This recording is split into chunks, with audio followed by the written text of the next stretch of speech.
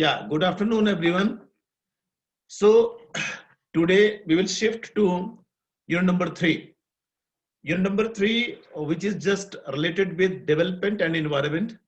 And in this unit, we will be dealing with some consequences, rather processes of development also. Industrialization, urbanization, environmental degradation, depletion of natural resources, and pollution. These five, rather six chapter will be covering in this unit, and we will start with this development and environment. जैसे आप लोगों को पता ही है, विकास और पर्यावरण का जो संबंध है सदियों से एक दूसरे के साथ जुड़े रहे हैं, और इसी जुड़ाव की वजह से आज के जो आधुनिक समय, मॉडर्न टाइम जो है, उसको हम देखने की कोशिश करें तो ये एक बहुत ही बड़े एक इशू के रूप में उभर कर हमारे सामने है। और उसी इशू को अगर हम देखने की कोशिश करें तो उसके जो कॉन्सिक्वेंसेस हैं, रादर प्रक्रियाएं भी और उनके परिणाम भी, वो भी हमें कहीं ना कहीं इसी के साथ जोड़ते हैं, विकास के साथ जोड़ते हैं। और विकास और पर्यावरण की जो धारणाएं हैं, ये दोनों इकट्ठी साइड बाय साइड चलती हैं। इसमें जो कॉन्सिक्वेंटली जो हम देखने की कोशिश करेंगे, अर्बनाइजेशन, इंडस्ट्रियलाइजेशन, इन्वायरमेंटल डिग्रेडेशन जो है, खास करके थर्ड जो चैप्टर हमारा रहेगा कि इन्वायरमेंटल डिग्रेडेशन जो है वो कहीं ना कहीं विकास का ही परिणाम है, क्योंकि पर्यावरण को हमने वैसे सस्टेन नहीं किया जैसा कि हमें करना चाहिए था, और जिसकी वजह से फिर इन्वायरमेंटल डिग्रेडेशन की समस्या आती है। और जो लास्ट के 3 चैप्टर हैं, environmental degradation, depletion of natural resources, प्राकृतिक संसाधनों का जो है हाश हो रहा है, रिक्तीकरण हो रहा है, और अंत में जो रहेगा pollution, which is the outcome of developmental initiative of this modern time, modern technologies as well. So ये एक मिला जुला दो प्रक्रियाओं की हम बात करेंगे जो विकास लाती हैं। एक औद्योगिकरण है और एक उसका जो अपशूट है जिसकी वजह से अर्बनाइजेशन होता है इस यूनिट में, और उसके परिणाम स्वरूप जो इन्वायरमेंटल डिग्रेडेशन होता है वो हम देखने की कोशिश करेंगे। और जो नेचुरल रिसोर्सेज हमारे जो डिप्लीट होते हैं, डिप्लीट हो रहे हैं, उनका रिक्तीकरण हो रहा है, उसको हम देखने की कोशिश करेंगे। और अंत में हम पोल्यूशन की तरफ चलेंगे। पोल्यूशन क्या होता है, प्रदूषण किसे कहते हैं, और 3 तरह के प्रदूषण की हम यहाँ बात करेंगे, एयर पोल्यूशन, वाटर पोल्यूशन और सोइल पोल्यूशन की बात करेंगे। तो starting with this new concept or new chapter rather, that is development and environment, and I would be very happy to share with you my thoughts on this, because I'm very much interested, rather it's a subject or it's a paper which is very close to my heart. ये मेरे दिल के बहुत करीब का paper है, क्योंकि जो मेरी स्पेशलाइजेशन आज तक है वो सारी की सारी इसी में है, और मैं इस पे ज्यादा कंफर्टेबल अपने आप को फील पाता हूँ, रादर फील करता हूँ, और कई सालों से इन्हीं मुद्दों पे मैं काम कर रहा हूँ। सो डेवलपमेंट का कंसेप्ट सबसे पहले हम देखने की कोशिश करेंगे। मैं आपको वैसे लेके नहीं जाऊंगा कि जैसे कि क्लास में लेके जा सकते थे, क्योंकि यहाँ थोड़ा सा मुश्किल है, कोई टेक्नोलॉजिकल जो हमारी हिचेस हैं, कुछ एक जो रीजंस हैं जिसकी वजह से वैसे नहीं जा सकते हम, परंतु फिर भी मैं कोशिश करूंगा, I will try my level best to make you all comfortable with this concept of development and environment as well. So development and environment एक दोनों ही साथ साथ चलने वाली प्रक्रियाएं हैं। जब से मानव धरती पे आया है तब से मानव की हमेशा यही कोशिश है कि वो इंसानी जीवन को, रादर अपने अस्तित्व को और ज्यादा बेहतर से बेहतरीन बनाने की कोशिश करे, उसको प्रयास करें। और इसी प्रयास में हम अगर थोड़ा सा डाउन टू हिस्ट्री जाने की कोशिश करें तो हमें देखने को मिलेगा कि जब से इंसान धरती पे आया, पूर्व पाषाण काल से लेकर जो रिटर्न हिस्ट्री हमारे पास है उसके मुताबिक पूर्व पाषाण काल से लेकर जैसे हम आगे बढ़ते हैं तो नव पाषाण काल एक ऐसा समय आता है जिसको हम Neolithic stage of human development भी कहते हैं। एक ऐसा स्टेज आता है जिसमें इंसान ने अपने विकास की यात्रा आरंभ की थी। इंसान ने इस स्टेज में आकर आग जलाना सीखा, छोटे छोटे औजार जो थे वो पत्थर के ही पहले उन्होंने बनाना सीखे, और थोड़ा सा उन्होंने झोंपड़ी वाला जो कंसेप्ट था, पहले गुफाओं में रहता था, गुफाओं से निकल के वो झोंपड़ी में आ गया। और झोंपड़ियां जो थी वो नदी के किनारे ही बसी, क्योंकि पानी जो थी एसेंशियल रिक्वायरमेंट थी जीने के लिए। तो पानी को भर के आगे ले जाने के लिए कोई बर्तन नहीं था उनके पास, कोई पोर्ट उनके पास नहीं होते थे। आधुनिक समय की बाल्टी, टैंक या पाइप का सिस्टम उनके पास बिल्कुल भी नहीं था। That's why they just resided near by natural resources, water natural resources rather, जो पानी के स्रोत थे उनके आसपास ही मैक्सिमम पॉपुलेशन आज के समय में भी आपको देखने को मिलेगी, क्योंकि सभ्यताओं का विकास वहीं से हुआ था। सिंधु घाटी की सभ्यता, नील की सभ्यता, मेसोपोटामिया की सभ्यता, जितनी भी नदियां हैं, नदियों के किनारे से ही जो थी वो सारी की सारी सभ्यताएं जो थी वो स्टार्ट हुई, और नीचे से स्टार्ट होके फिर हम ऊपर की तरफ बढ़े जैसे हम विकसित हुए। तो उस समय से लेके आज के समय तक की बात करें, बीच वाला सारा मैं स्किप कर दूंगा, आप समझ गए होंगे मैं क्या कहना चाह रहा हूं।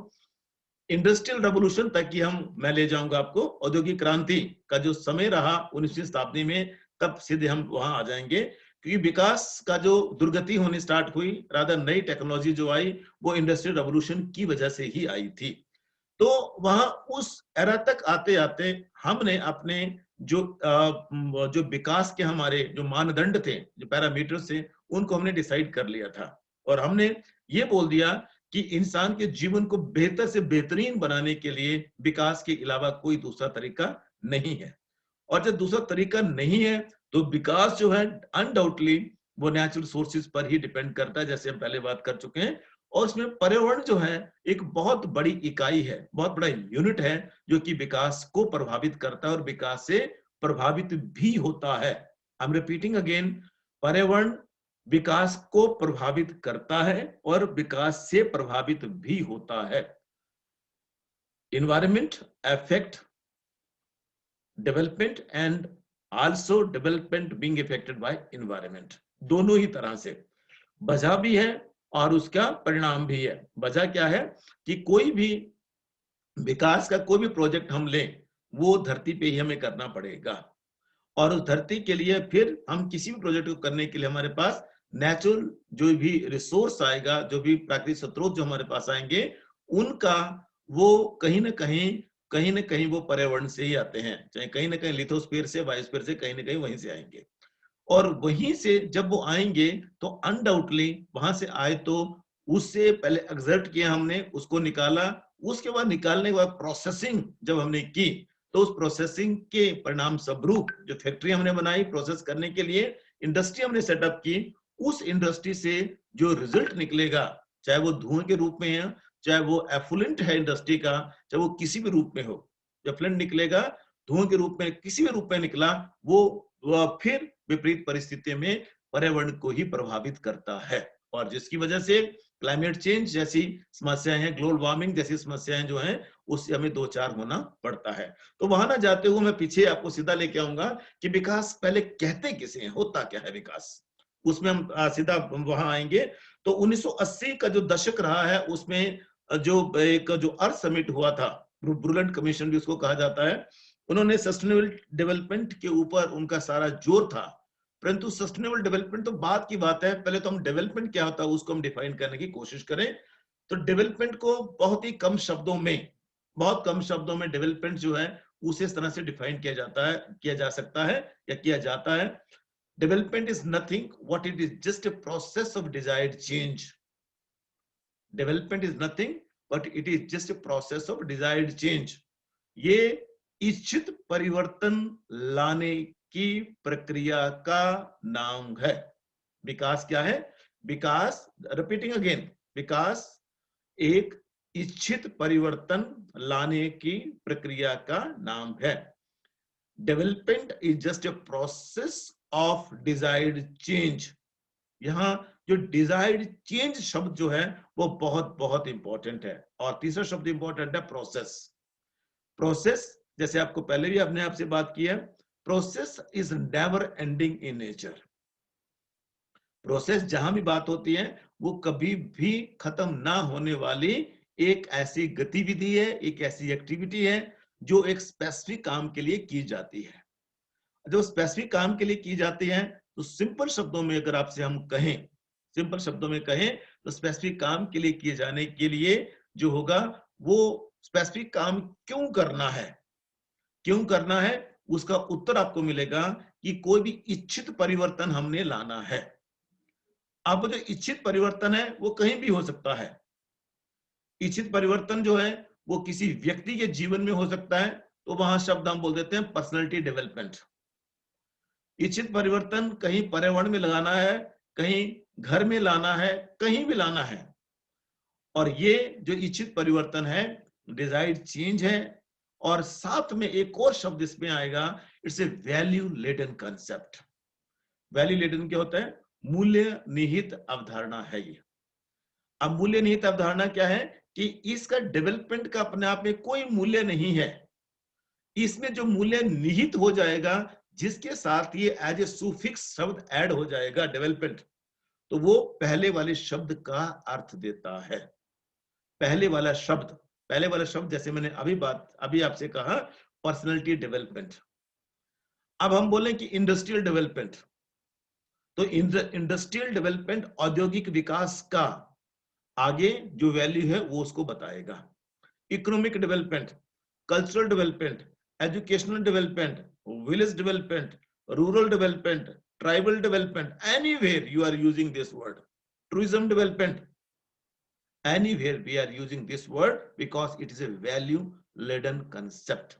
ये मूल्य निहित अवधारणा है and it always indicate some desired change. अब now the question is, प्रश्न ये है कि desired by whom? कौन इच्छा करता है विकास की? कौन इच्छा करता है विकास की?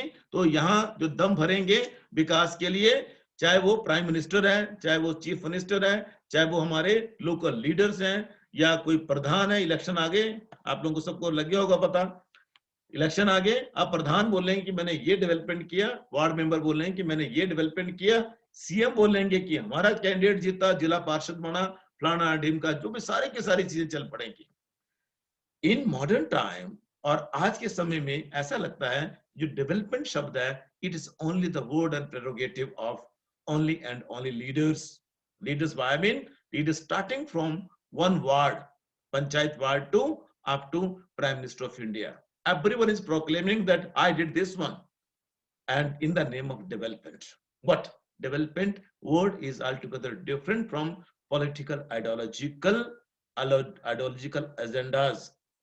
वहां पॉलिटिकल डेवलपमेंट हो सकता है, परंतु यहाँ डेवलपमेंट को ओवरऑल देखने की कोशिश करें तो ये किसी भी व्यक्ति के विशेष के जीवन में इच्छित परिवर्तन है।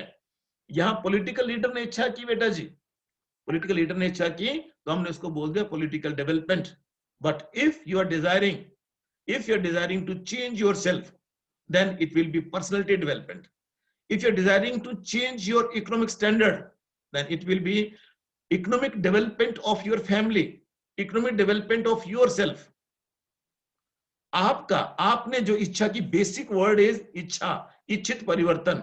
इच्छा किसके द्वारा वो मैटर करता है। अब इस इच्छा किसके द्वारा हुई?